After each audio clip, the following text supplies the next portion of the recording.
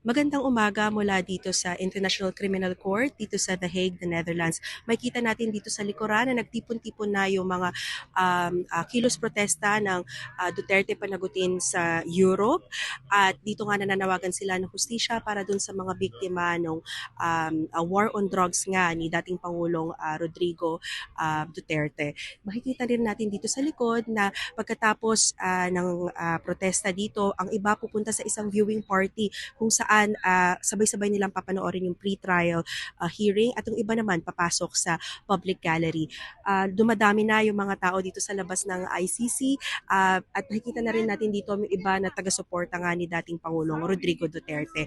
Makakasama sila dito sa isang lugar sa pwesto na ito, sa labas ng ICC, dahil nakabarikada nga yung tapat ng ICC para dun sa mga gustong pumasok doon sa hearing.